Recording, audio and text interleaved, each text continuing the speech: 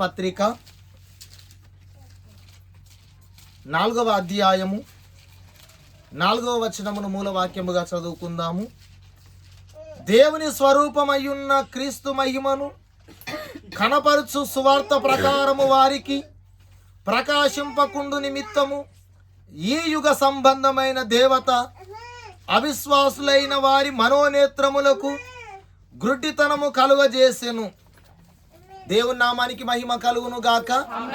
క్రీస్తు ప్రభునందు ప్రేమైన దేవుని విశ్వాసులారా, గడిచిన వారములో దేవుని యొక్క వాక్య భాగములో నుండి ఒక మాట మనం నేర్చుకున్నాం. అదేంటంటే, అంధకారములో నుండి వెలుగు కలుగును గాక లేక ప్రకాశించును గాక అని పలికిన దేవుడు అని మనం నేర్చుకున్నాం. ప్రభునందు ప్రేమైన దేవుని విశ్వాసులారా, భూమి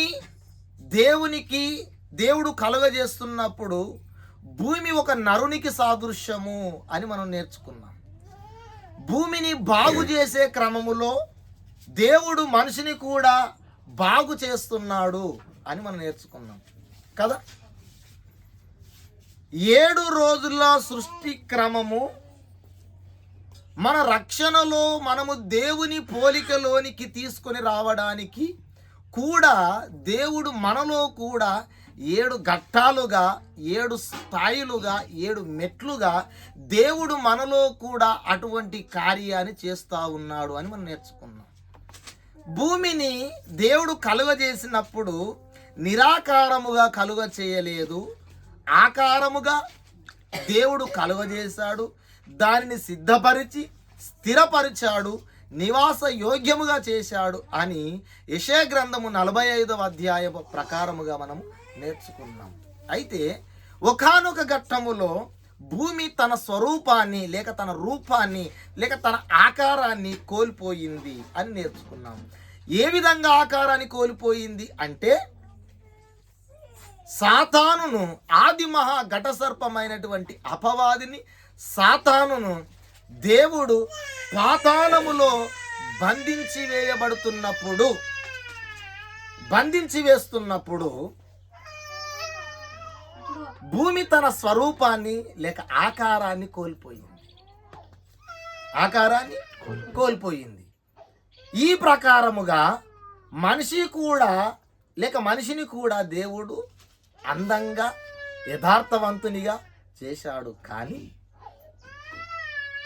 దేవుని పోలికలో చేసిన ఆ రూపము మనిషి పోగొట్టుకున్నాడు గనుక ఇటువంటి పరిస్థితి మనకు ఎదురయ్యింది అని మనం నేర్చుకున్నాం.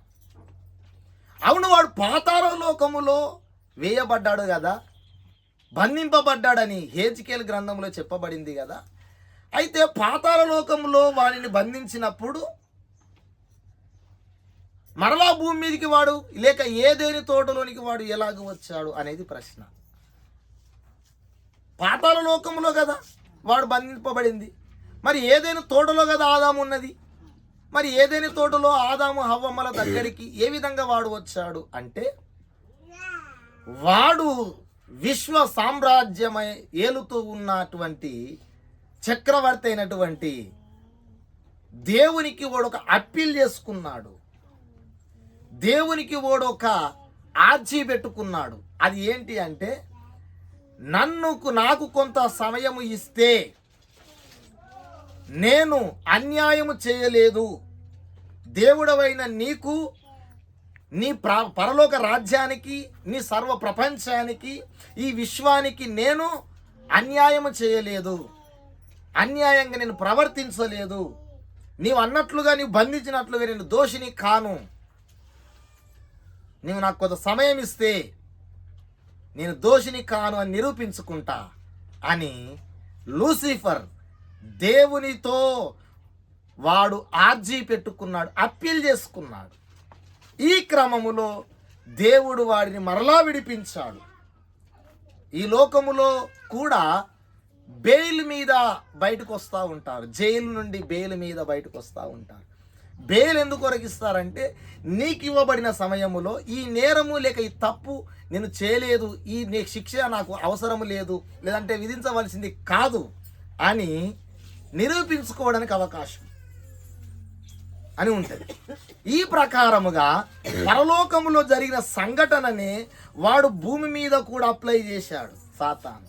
ఆ ప్రకారముగా పాతాళ లోకములో ఉన్నటువంటి సాతానును దేవుడు తన ఆధిపత్యము చేత బంధించకుండా, సరే నీవు అడుగుతున్నట్టుగా నేను బెయిలిస్తా, విడిపిస్తా, నీవు దోషివి కాదని నిరూపించుకో అని వారిని విడిపించాడు. ఆ విడిపించినటువంటి క్రమములో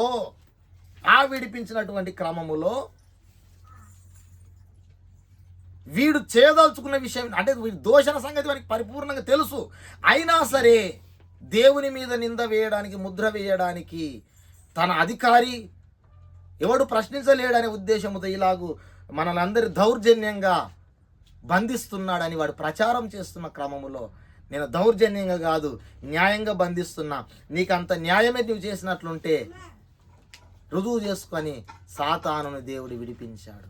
ఈ విడిపించిన తర్వాత వాడు బెయిల్ తీసుకున్న తర్వాత వాడు పాతాళ లోకము నుండి మరలా బయటకు వచ్చాడు.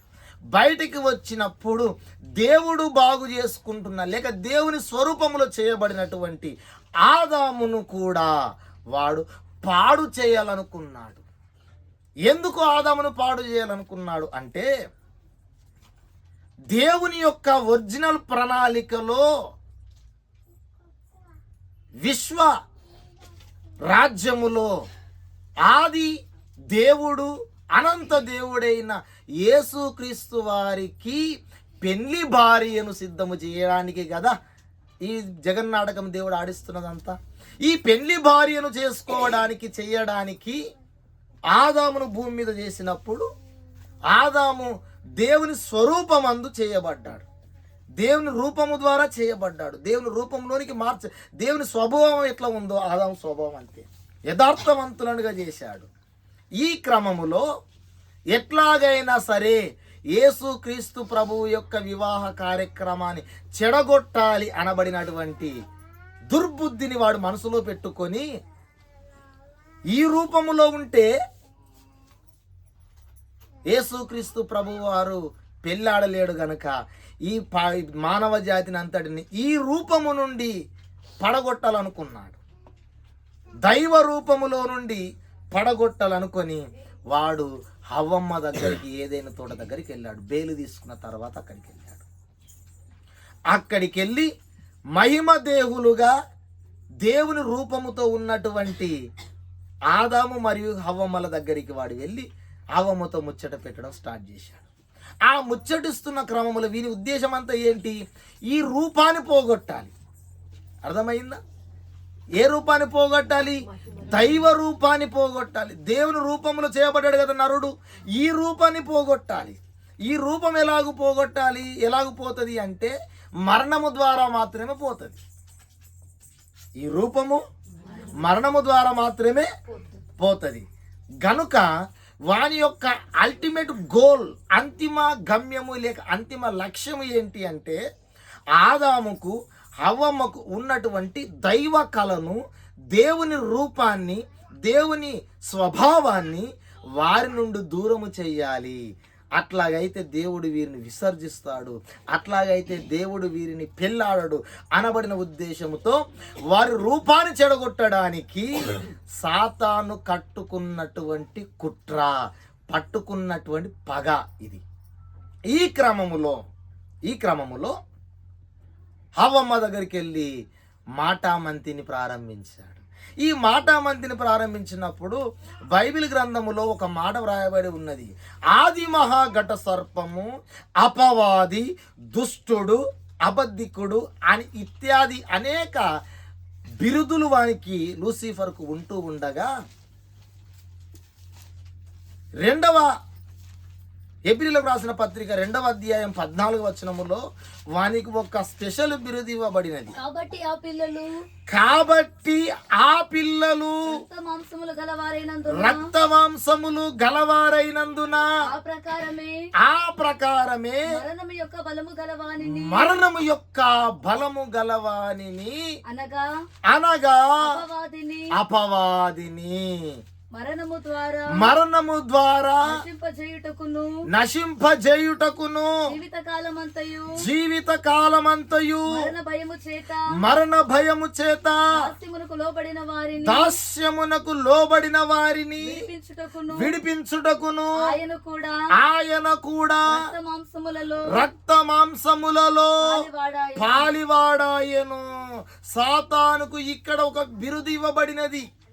ఏం బిరుదు అంటే మరణము యొక్క బలము గలవాడు, అనగా అపవాది. అంటే అపవాదికి ఏ బలం ఉన్నది? మరణము యొక్క బలము. మరణానికి బలమున్నది.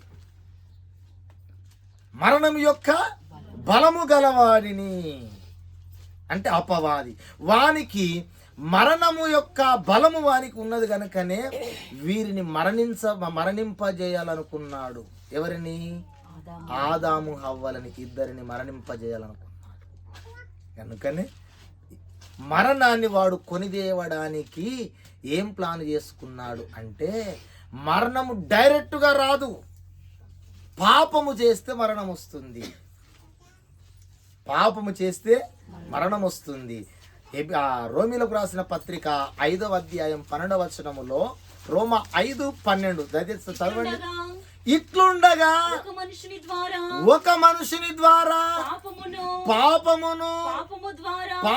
ద్వారా మరణమును లోకములో ఎలాగు ప్రవేశించెనో అలాగుననే మనుషులందరూ పాపము చేసినందున మరణము అందరికి సంప్రాప్తమాయెను. మరణం ఎలాగొచ్చింది అంటే పాపము చేయడాన్ని బట్టి మరణం వచ్చింది. ఒక మనుషుని ద్వారా లోకములోనికి పాపము ద్వారా మరణము లోకములోనికి ప్రవేశించింది. మరణము రావాలంటే ముందుగా అతడు ఏమి చేసి ఉండాలి? పాపము చేసిన వాడే ఉండాలి. పాపాన్ని తీసుకొని వచ్చాడు అంటే మరణాన్ని కూడా దాని వెంట పెట్టుకొని వచ్చాడు సాతాను. ఈ క్రమములో మరణము యొక్క బలము గలవారిని అంటే మరణం ఎలాగూ ప్రాప్తమయ్యింది లోకములోనికి అంటే సాతానుని బట్టే. కనుక మొట్టమొదట ఆదాము పాపము చేసినప్పుడు, హవ్వ మరియు ఆదాము పాపము చేసినప్పుడు ఆత్మ చచ్చిన స్థితికి వచ్చింది. ఆత్మ చచ్చిన స్థితికి వచ్చింది. ఆ తరువాత దేవునికి శత్రువులై 930 ఏళ్ళు ఆదాము బ్రతికి మరణించెను అని ఉంటుంది బైబిల్లో. ఎన్ని సంవత్సరాలమ్మా? 930 సంవత్సరాలు బ్రతికి ఆదాము మృతి పొందేను అని ఉంటుంది. ఆ మృతి చెందడానికి కాదు ఆదాముని చేసింది దేవుడు, ఎల్లకాలము జీవించడానికి చేశాడు. కానీ సాతాను యొక్క తంత్రము, వాని ఎత్తుగాడ, వాని కుట్ర, వాని పగ ఏంటి అంటే దేవుని రూపములో ఉన్నటువంటి మనిషిని పాడు చేయాలనుకున్నాడు. వాని యొక్క ప్రణాళికను విజయవంతంగా అమలు చేశాడు. పాడైపోయాడు ఆదాము పాడైపోయాడు. ఈ క్రమములో మానవుడు అనేక తంత్రములను కల్పించుకున్నాడు. మొదట ప్రసంగి 7:29 ప్రకారముగా నరులను దేవుడు యథార్థవంతులనుగా చేసెను, కానీ వారు అనేక తంత్రములను కల్పించుకున్నారంటాడు. మొదట యథార్థవంతులను చేశాడు, పాపము చేసిన తర్వాత వారు అనేక తంత్రములను కల్పించుకున్నారు. దేవుని రూపము పాడైపోయింది. దేవుని రూపము పాడైపోయింది. అయితే ఈ దేవుని రూపము పాడైపోతే రక్షణ దేనికి సాదృశ్యమని చెప్పాను నేను గత వారము? మనము దేవుని పోలికలోనికి మార్చబడుటకు రక్షణ కార్యము మనలో జరుగుతున్నది అని చెప్పడం జరిగింది. ఎంతమందికి గుర్తు ఉందో ఈ సబ్జెక్టు? మనలో రక్షణ కార్యం ఎందుకు జరుగుతూ ఉన్నది? దేవుని పోలికలోనికి మార్చబడుతూ ఉన్నాం మనము. దేవుని పోలిక ఎన్నో స్థాయిలో ఎన్నో మెట్టు మీద వస్తుంది. 6వ మెట్టు మీద దేవుని పోలిక మనకు వస్తుంది. ఇక్కడ ఎన్నో మెట్టు గురించి జరుగుతూ ఉన్నది. మొదటి మెట్టు వ్యవహారం. ఇది మొదటి మెట్టు దగ్గర జరుగుతున్నటువంటి వ్యవహారం. ఈ వ్యవహారములో దేవుని యొక్క రూపము తీసుకొని రావడానికి దేవుడు సృష్టిలో ఏమని పలికాడు? మొట్టమొదట భూమికి బాగు చేసే క్రమములో వెలుగు కలుగును గాక అని పలికాడు. ఇప్పుడు ఇదే మాటను కూడా మనిషి యొక్క హృదయములో కూడా కారు చీకటి ఉన్నదని చెప్పుకున్నాం. వారి అవివేక హృదయములు అంధకారమయమాయేను అంటాడు రోమా 1:22 ప్రకారముగా. గనుక ఇప్పుడు సృష్టిని చేసే క్రమములో కూడా, భూమిని బాగు చేసే క్రమములో కూడా వెలుగు కలుగును గాకని పలికిన దేవుడే ఇప్పుడు అంధకారమందు ఉన్న హృదయములలో కూడా వెలుగు కలుగును గాకని పలుకుతూ ఉన్నాడు అని చెప్పాడు. ఈ క్రమములో ఒకసారి గమనించండి. ఈ క్రమములో దేవుడు మన ఎడల ఏం చేస్తూ ఉన్నాడంటే వెలుగు కలుగునుగా కానీ ప్రకాశించాలని దేవుడు పలుకుతున్నాడు అన్నాడు. అవునా? పలుకుతున్నాడు. దేవుడు వెలుగు కలుగునుగా కానీ పలికేటప్పుడు లేక ప్రకాశించేటప్పుడు ఈ యుగ సంబంధమైన దేవత అవిశ్వాసులైన మనోనేత్రములకు గుడ్డితనము కలగజేశాడు. అంటే ఇప్పుడు సువార్త ప్రకటిస్తూ ఉండినప్పుడు వెలుగు కలుగునుగా కానీ దేవుడు పలికినప్పుడు వెలుగు కలిగింది. కానీ ఇప్పుడు సువార్త ప్రకాశమానమైన వెలుగు కలుగునుగాక అని ప్రకటిస్తూ ఉండినప్పుడు ఈ యుగ సంబంధమైన దేవత అవిశ్వాసులైన మనోనేత్రములకు ఏం చేస్తున్నాడట? గుడ్డితనము కలగజేస్తున్నాడు. ఎట్లా చేస్తున్నాడు? మనోనేత్రములకు. ఏ నేత్రాలకి? మనోనేత్రములకు వాడు గుడ్డితనము కలగజేస్తున్నాడు. కనుక ఈ గుడ్డితనము కలగజేస్తున్నప్పుడు సువార్త వారి యొక్క హృదయముల లోపలికి వెళ్ళడము లేదు. ఎందుకు?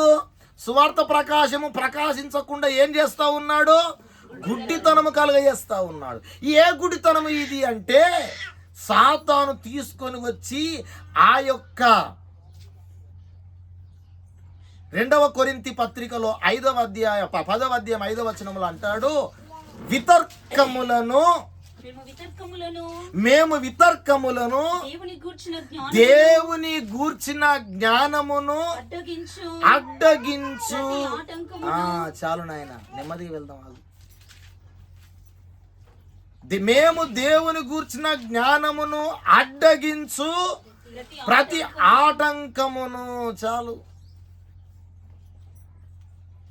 దేవుని గురించిన జ్ఞానాన్ని కొన్ని అడ్డగిస్తున్న శక్తులున్నాయి. దేవుని గురించిన జ్ఞానమును అడ్డగించడానికి కొన్ని శక్తులు భూమి మీద పనిచేస్తూ ఉన్నాయి. ప్రతి ఆటంకమును పడద్రోసి ప్రతి ఆలోచనను క్రీస్తుకు లోబడినట్లు చెరపట్టి సంపూర్ణ విధేయతను కనపరుచునప్పుడు సమస్తమైన అవిధేయతకు ప్రతిదండన చేయ సిద్ధపడి ఉన్నాము. చాలు. సువార్త ప్రకాశమానము కూడా నరుల యొక్క హృదయములలో ప్రకాశింపకుండా దేవుని గూర్చిన జ్ఞానాన్ని అడ్డగిస్తున్న ప్రతి ఆలోచన మేము చెరబడుతున్నామన్నాడు పౌలు భక్తుడు. ప్రతి ఆలోచనను మేము చెరబడుతున్నాం అని అన్నాడు. ఎందుకు చెరబట్టవలసి వచ్చిందంటే దేవుని గూర్చిన జ్ఞానాన్ని వారి యొక్క హృదయములలో ప్రకాశించకుండా వారి ఆలోచనలకు వాడు గొప్ప దుర్గములను వాడు నిలబెట్టాడు. గొప్ప దుర్గములను వాడు. 5వ వచనం చదువుతావా బిడ్డ తల్లి? మేము శరీరదారులమై నడుచుకొనుచున్నను, శరీర ప్రకారము యుద్ధము చేయము. మా యుద్ధోపకరణములు శరీర సంబంధమైనవి కావు గాని దేవుని ఎదుట దుర్గములను దుర్గములను పడద్రోయ జాలినంత పడద్రోయ జాలినంత బలము కలవయున్న బలము కలవై ఉన్నవి. మా యుద్ధోపకరణంలో ఎలాంటివట? దేవుని ఎదుట ఉన్న దుర్గములను పడద్రోయ జాలినంత బలము గలవి అంటాడు. అంటే ఈ దుర్గములు అంటే ఏంటి అంటే కోట, ప్రాకారం. దుర్గం అంటే కోట లేక ప్రాకారం. ప్రాకారాన్ని దుర్గం అంటారు. దుర్గం అంటే మామూలు కాంపౌండ్ వాల్ కాదు అది.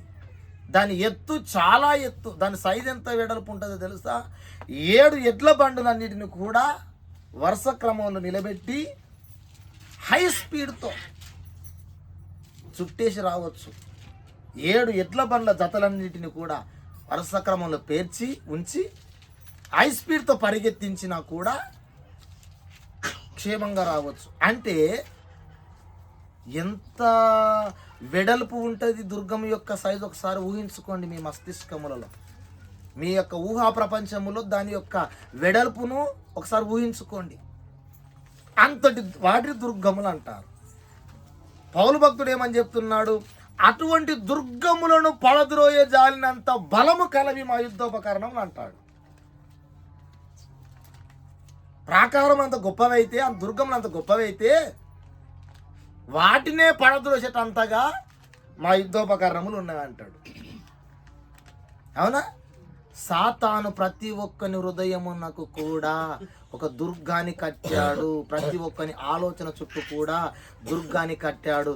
గనుక వానికి నీవు ప్రకటించే సువార్త ప్రకాశమానము వాని హృదయములో వెలుగదు. ఎందుకు వెలుగదంటే దాన్ని అడ్డగించడానికి సాతాను ఒక దుర్గాన్ని కట్టడము జరిగినది. ఏ దుర్గాన్ని అంటే ఒక్కొక్కరు ఒక్కొక్క దుర్గాన్ని కట్టేశాడు. ఒక్కొక్కరి చుట్టూ ఒక్కొక్కరి హృదయములో ఒక్కొక్కరికి ఒక్కొక్క రీతిగా దుర్గాలను కట్టాడు. ఎలాగ కట్టాడు అంటే, యేసును నమ్ముకోవయ్యా బాగుపడతావు, నరకాన్ని తప్పించుకొని పరలోకం వెళ్తావంటే అంటాడు కదా, మాలమాదిగొల్ల దేవుడు అంటాడు ఒకడు. మాలమాదిగొల్ల దేవుడు అని ఒకడు అంటాడు. ఇంకొకడు అంటాడు అమెరికా వాళ్ళ దేవుడు అంటాడు, పాశ్చాత్యుల దేవుడు అంటాడు, విదేశీ దేవుడు అంటాడు. అంటాడు కదా. ఎందుకు ఇదంతా వచ్చిందంటే సాతాను దుర్గాన్ని స్థాపించాడు వాని ఆలోచన చుట్టంతా సాతాను ఒక దుర్గాన్ని కట్టాడు. గనుక నువ్వు మాట్లాడేది ఆ దుర్గం యువతలికే ఉంటుంది, వారి లోపలికి ప్రవేశించడం లేదు. గనుక వారి ఆలోచనను చెరపట్టాలి. ఇప్పుడు మనం వారి ఆలోచనను చెరపట్టాలి. ఆలోచన చెరబట్టి క్రీస్తుకు లోబడేటట్లు చేయాలి. ఆలోచన ఏం చేయాలి? క్రీస్తుకు లోబడేటట్లు చేయాలి. అంటే చాలామంది క్రీస్తు సువార్తను వ్యతిరేకిస్తున్న వారు మతం మార్పిడి చేస్తున్నారని, వీళ్ళంతా ఏదో రాజకీయం కొరకు చేస్తున్నారని, మతం మార్చేస్తున్నారని, ఇతర దేశాల తొత్తులని, విదేశీ దేవుడు నమ్ముకొని పలానా ధర్మాన్ని, పలానా సమాజాన్ని, పలానా దేశాన్ని, మన దేశాన్ని, మన ధర్మాన్ని పాడు చేస్తున్నారని అంటున్నారా లేదా లోకంలో? వీరందరి ఆలోచనల చుట్టూ ఏం చేశాడంటే సాతాను దుర్గములను కట్టాడు. వాడు దుర్గములను కట్టాడు. నువ్వు గొంతు దించుకొని సువార్త చెప్పిన అవతలికి వెళ్ళదు. గొంతు దించుకొని సువార్త అరిసి ముత్తుకొని చెప్పినా వానికి వెళ్ళదు. వాడు అంగీకరిస్తాడు. ఎందుకు? వాని చుట్టూ ఏమున్నది? వాని ఆలోచన చుట్టూ ఏమున్నది? దుర్గమున్నది. గనుక ఇప్పుడు మన సువార్త ప్రకాశమానము వెలుగు కలుగును గాక అని పలికిన దేవుడు మొదటి దినమందు పలికాడు కదా. ఇప్పుడు వారి హృదయములలో ఏం కలగాలి? వెలుగు కలగాలి. వారి హృదయంలో వెలుగు కలగాలంటే అవతలికి వెళ్ళాలంటే యువతల దుర్గం ఉన్నది, అవతల వారి హృదయం ఉన్నది. అవునా? యువతల దుర్గం ఉన్నది, అవతల వారి హృదయం ఉన్నది. ఇప్పుడు వెలుగు కలుగును గాక అని పలికిన దేవుడు సువార్త ద్వారా వాని యొక్క హృదయములో కూడా వెలుగు కలగాలి. అర్థమవుతుంది ఈ పిక్చర్? హృదయము అంధకారంగా ఉన్నది, దాని చుట్టూ దుర్గం ఉన్నది. నువ్వు సువార్త ఇక్కడ నుంచి ప్రకటిస్తున్నావు. ఈ దుర్గాన్ని నీవు పడద్రోస్తేనే కానీ సువార్త వాని హృదయంలోనికి వెళ్ళదు. వాని హృదయములోనికి వెళ్ళి వెలుగు కలుగును కాకంటే అప్పుడు పనిచేస్తుంది ఆ వార్త. ఈ దుర్గం అలాగే ఉండి సువార్త ప్రకాశమానమైన సువార్త ద్వారా యేసు నిజమైన దేవుడు అని చెప్తే వాడు నమ్మడు, వాడు అంగీకరించడు, నమ్మడు. ఏ కారణం చేత అంగీకరించడు, ఏ కారణం చేత నమ్మడు అంటే వాని చుట్టూ సాతాను ఒక దుర్గాన్ని కట్టి ఉంచాడు కనుక వారికి నువ్వు చెప్పేదంతా నాన్సెన్స్ అనిపిస్తుంది. నీవు చెప్పేదంతా నాన్సెన్స్. ఈ కాలంలో దేవుడు ఏంటో అని ఒకడు అంటాడు, ఈ కాలంలో దయ్యం ఏంటని ఒకడు అంటాడు. ఈ కాలంలో దయ్యము ఎక్కడిది ఉంది అని అంటే ఎవరు చెప్తాడు ఆ మాట? దయ్యం పట్టినోడే దయ్యం లేదు అంటాడు. అవునా? డాక్టర్ దగ్గరికి వెళ్ళి నాకు దయ్యం పట్టింది అంటాడు ఎవడన్నా? చెప్పండి అమ్మా. దయ్యం పట్టినోడైతేనే దయ్యం పట్టదు, దయ్యం లేదు భూతం లేదు అంటాడు. అర్థమైందా? దేవుడు ఎవరికైతే లేడో వాడు దేవుడే లేడు అంటాడు. వాస్తవమే మాట. బైబిల్ ఒక మాట ఉన్నది కదా, యెహోవా తమకు దేవుడు కాగల జనులు ధన్యులు. ఆయన మా దేవుడు అని ఎవరు అంగీకరిస్తారో వారికి ఆయన దేవుడు. అంగీకరించడానికి దేవుడు లేడు. వాస్తవం వారి మాట ప్రకారంగా ఒకడేమో సైన్స్ అంతా డెవలప్ అయింది, ఈ కాలంలో దేవుడు ఎంత అంటాడు, మాలామాదిలో దేవుడు అంటాడు, పిండికి ఆశపోయింది అంటాడు, పిండి కమ్మడపోయింది అంటాడు, సరాయి అదేది చింతపండు కమ్మడపోయింది అంటాడు, గోధుమ పిండి కమ్మడపోయింది అంటాడు. అవునా? రకరకాలుగా ఈ తరం ప్రవక్త ఒక మాట చెప్పడం జరిగింది, మేము గోధుమ పిండికో చింతపండుకో అమ్మడపోతే మరి 2 గోధుమ ప్యాకెట్లు అమ్ముడు మీరు మార్చుకొని మరలా అన్నాడు. మీరు మరలా 2 ప్యాకెట్లు మార్చుకొని రాదు అన్నాడు. అమ్మడపోయాడు ఏడైనా అమ్మడపోతాడు కదా, అమ్మడపోయాడు ఏడైనా అమ్మడపోతాడు. అవునా కదా? పిండికో పాల ప్యాకెట్కో పెరుగు ప్యాకెట్కో మజ్జిగ ప్యాకెట్లకో ఎవడు యేసును నమ్మలే. నరకాన్ని తప్పించుకున్నట్టుకు నమ్మాడు ఎవడు నమ్మినా. పరలోకానికి వారసుడు ఒకటకు నమ్మాడు. నరక బాధ నాకొద్దు, ఇందులో ఉండొద్దు, నేను యేసు నిజమైన దేవుడు నా పాపాలకు ప్రాయశ్చిత్తం అని ఇస్తాడని నమ్మిన వాడు యేసును నమ్మాడు. ఊరికే నమ్మలేదు ఆయన. ఇంత డెవలప్ అయిన తర్వాత కూడా దేవుడు ఏంటంటూ డెవలప్ అయితే దేవుడు లేడా? డెవలప్ చేసిందంతా దేవుడు ఉన్నాడు, నమ్మిన వాడితే డెవలప్ చేశాడు. అంటే ఎక్కడో ఒక దగ్గర వాడు దుర్గాన్ని కట్టి ఉంచాడు గనక వాని యొక్క అంధకార హృదయములోనికి నీ సువార్త ప్రకాశమానము వెలుగునివ్వడం లేదు. అంటే ఇప్పుడు ఏం చేస్తే వాని యొక్క హృదయం వెలిగించబడుతుంది? దుర్గాన్ని పడద్రోస్తే వాని హృదయము వెలిగించబడుతుంది. ఏం పడద్రోయాలి ఇప్పుడు? దుర్గాన్ని పడద్రోయాల. చాలా మంది సేవకులకు కూడా పందుల ముందు ముత్యాల వారేస్తూ ఉంటారు. నేను సేవకుని కదా, ఏం చెప్పిన నడుస్తుంది అని ఏదో గుర్తుకొచ్చింది ఏదో అల్ల చెప్పేస్తూ ఉంటాడు. కాదది. ఎక్కడ వాడు యేసు దేవుడు కాదంటున్నాడో అది గ్రహించి సువార్త చెప్పాలి. ఎక్కడ వాడు యేసు అవతారాన్ని, యేసు రక్తాన్ని, యేసు మరణ పునరుత్థానములను ఎక్కడ వాడు అంగీకరించట్లేదో దాన్ని ఐడెంటిఫై చేసి అక్కడ సువార్త చెప్పాలి. అన్నిటికీ ఒకటే ప్రసంగం సరిపోదు. ఒకడు ఒక దగ్గర దేవుడు కాదంటాడు, దేవుడే కానీ ఇంకోటి అంటాడు, దేవుడే కానీ ఆయన దేవుడు కాదు ఇంకొకటి దేవుడు అంటాడు. ఎక్కడ ఇబ్బంది పడుతున్నాడు వాడు మన సువార్తను అంగీకరించకుండా? వాని యొక్క హృదయములో ఏ ఆలోచన వచ్చి వాని అడ్డగిస్తుంది, ఆ ఆలోచనను కూడా మనం చెరపట్టాలి. దీనినే నీవు వెలుగు ప్రకాశించునుగా కానీ ప్రకాశింపజేసిన దేవుడు అవివేక హృదయులు అయినటువంటి లేకంటే అంధకారమయమైనటువంటి హృదయములలో కూడా వెలుగు ప్రకాశించాలి అంటే నీవు వాడు ఏ ఆలోచన వాడు క్రీస్తుకు వ్యతిరేకంగా పెట్టుకొని ఉన్నాడో దాని మీద మొదట ఫైట్ చేయాలి, దాన్ని పడగొట్టాలి.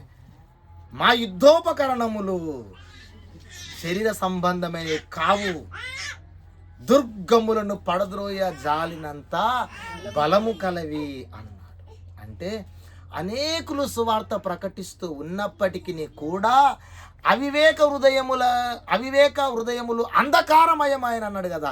వారి హృదయములలో ఎందుకు వెలుగు ప్రకాశించడం లేదు, వారు ఎందుకు సువార్తను అంగీకరించడం లేదు అంటే పౌలుల సువార్త ప్రకటించడము లేదు.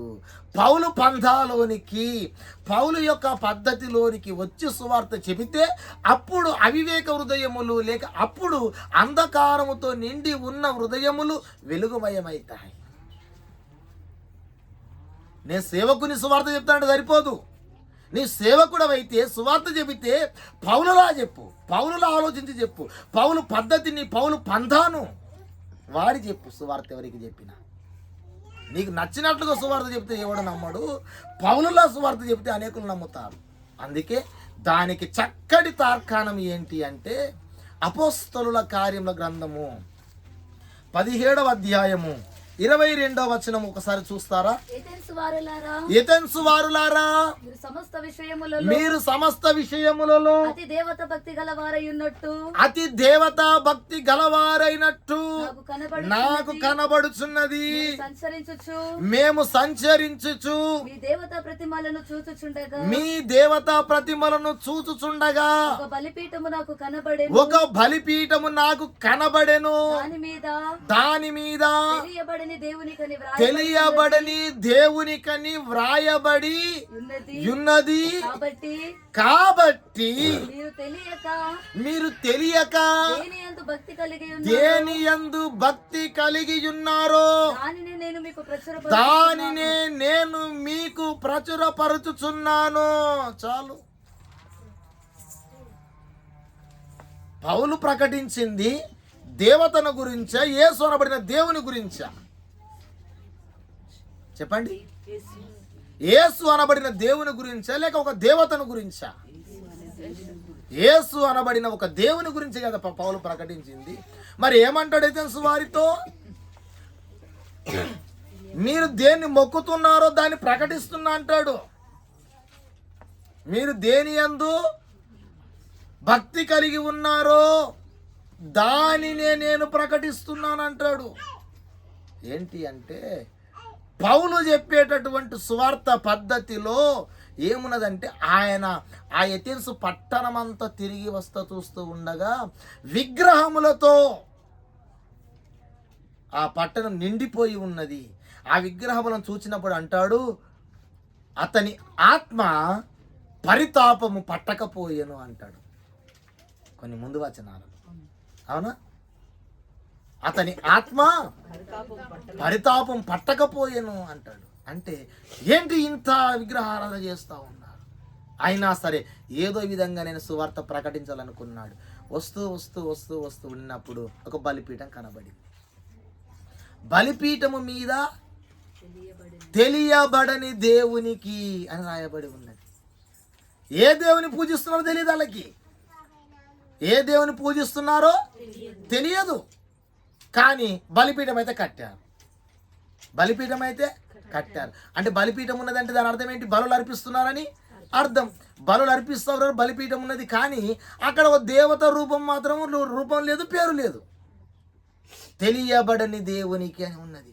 ఓహో, వీళ్ళు తెలియక దేని యందు భక్తి కలిగి ఉన్నారు, సత్యానికి కాస్త దగ్గరగా ఉన్నారని పౌలు భక్తుడు బలిపీఠం ఉన్నదంటే రక్తము చిందించకుండా పాప క్షమాపణ కలుగదనే సత్యం వీరికి బాగా తెలుసు. గనుక జంతువులను బలి ఇస్తున్నారు, రక్తాన్ని ఒడికిస్తున్నారు అనే సంగతి బావుగా తెలిసి సువార్త ప్రకటించాడు.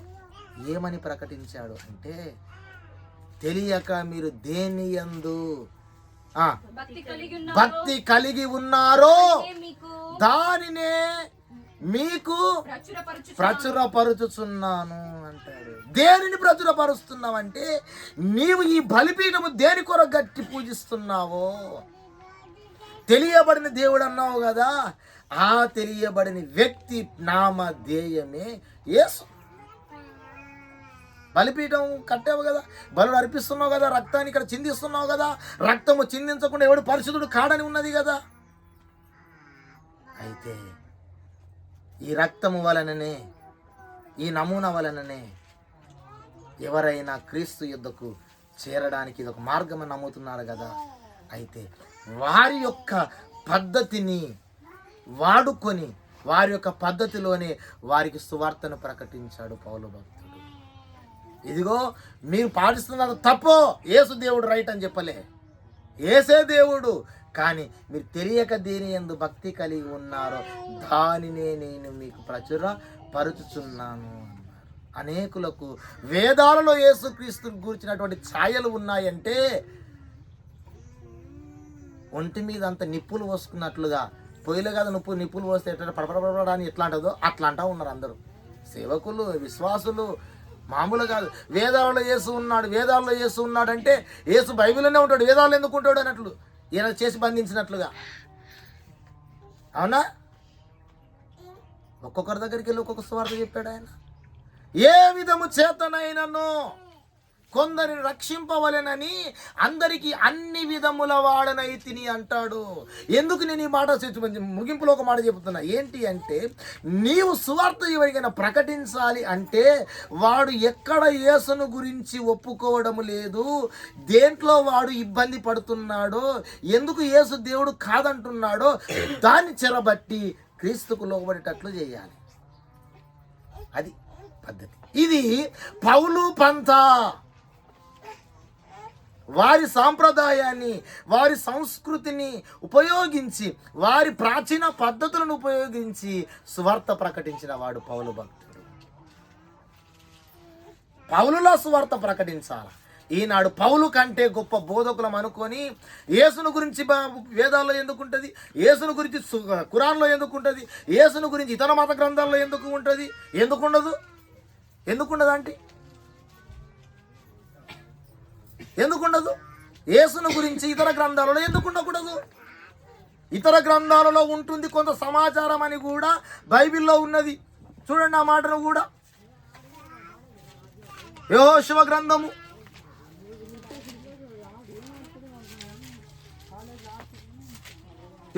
గ్రంథము 10వ అధ్యాయము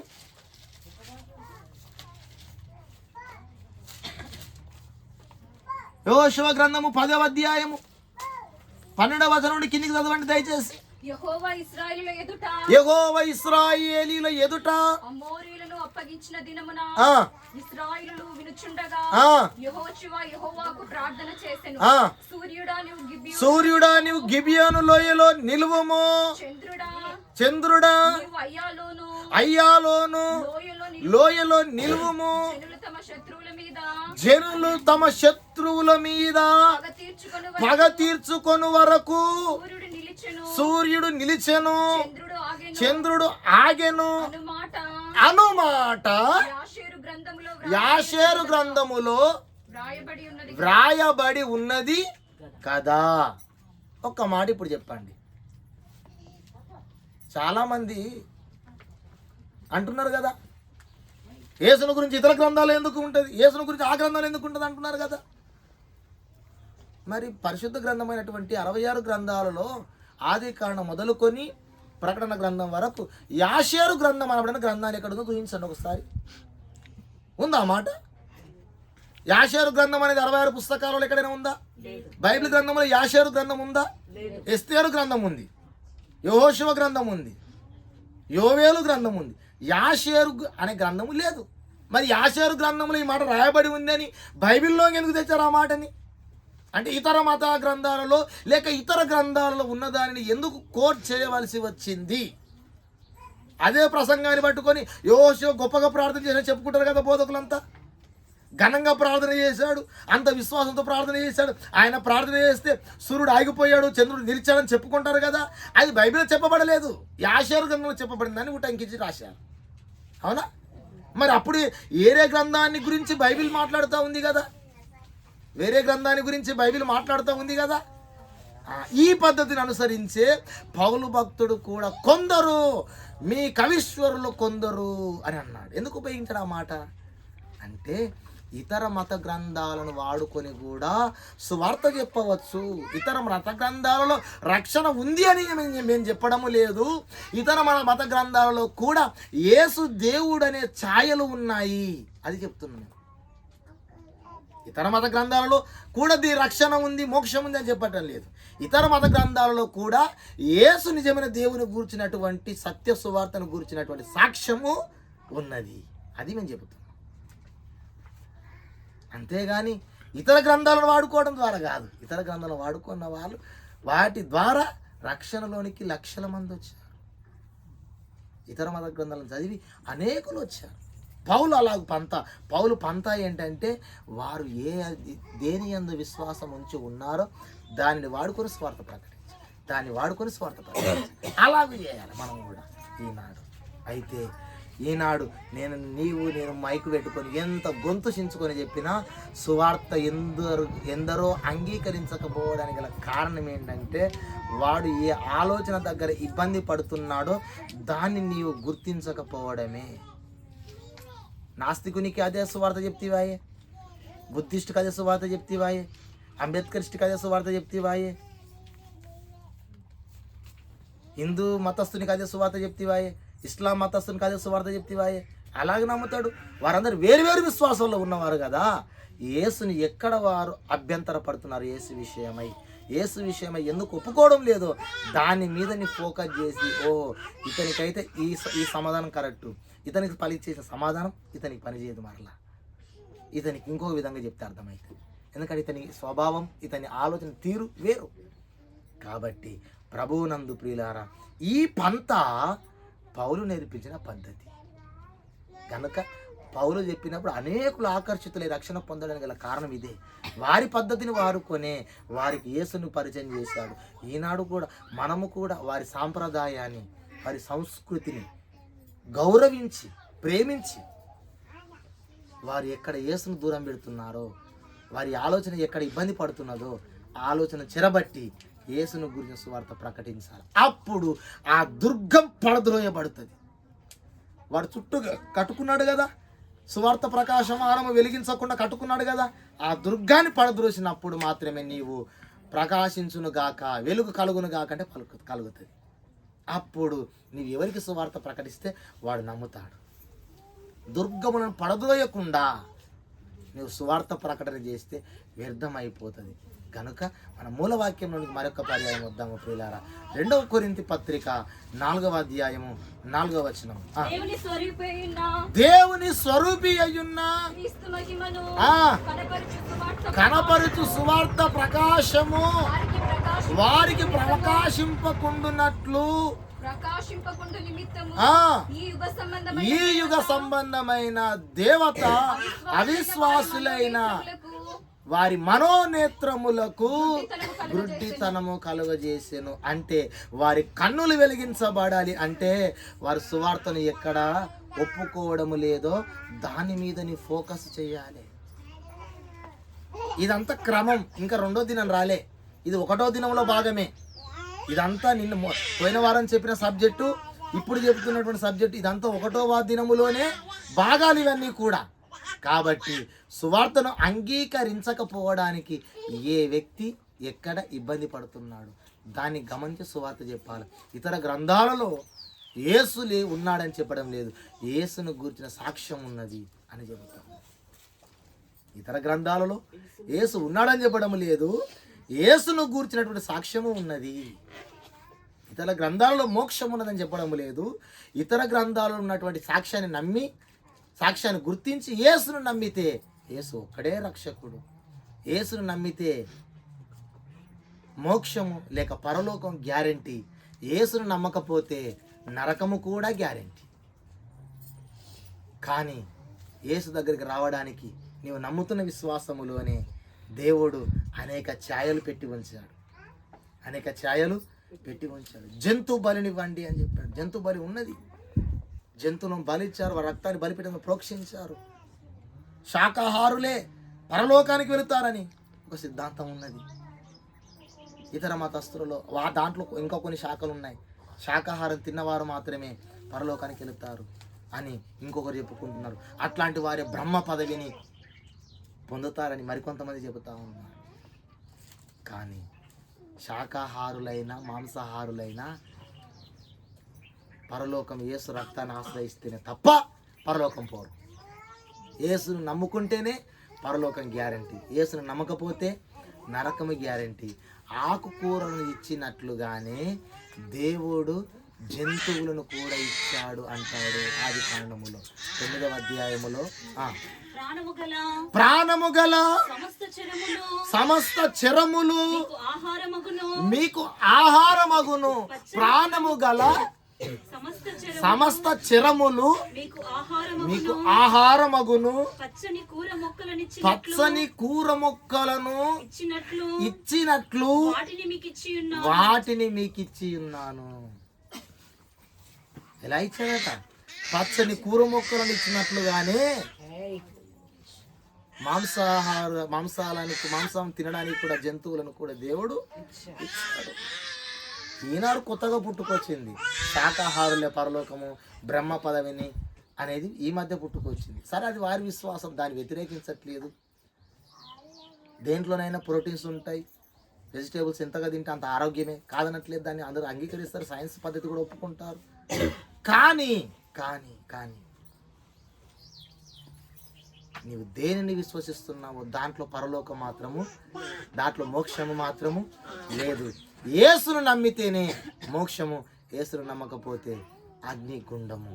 కనుక ఎవరికైనా సువార్త ప్రకటించేటటువంటి క్రైస్తవుడు కావచ్చు, సేవకుడు కావచ్చు, ఎలాగూ ప్రకటించాలంటే మొట్టమొదట దుర్గమును పడద్రోసి సువార్తను ప్రకటించాలి. లేదంటే నీ సువార్త ఫలించదు.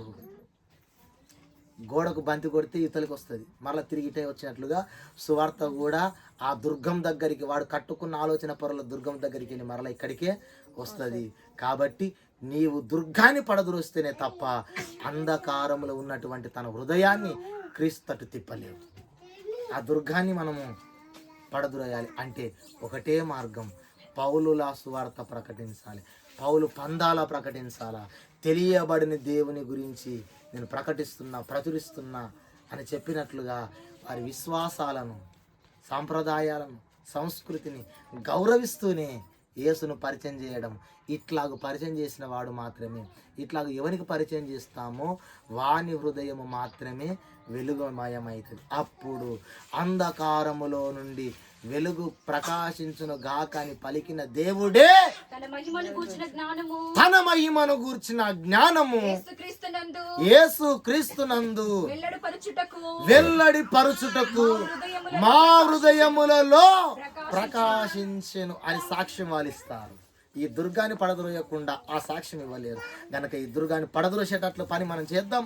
స్వార్థ ప్రకటించుట అనగా యేసును గూర్చినటువంటి వితర్కములను, ఆ ఆలోచన చెరబట్టి క్రీస్తుకు లోబడేటట్లు చేయాలి. దానిని దుర్గములను పడదోసేటంతగా శక్తిమంతులుగా మనం తయారవుదాం. లేదంటే పైన చెప్పినటువంటి సాక్ష్యము కింది వచనాల్లో ఉండదు. అంధకారంతో నిండి ఉన్న హృదయములు అంధకారముతోనే ఉంటాయి.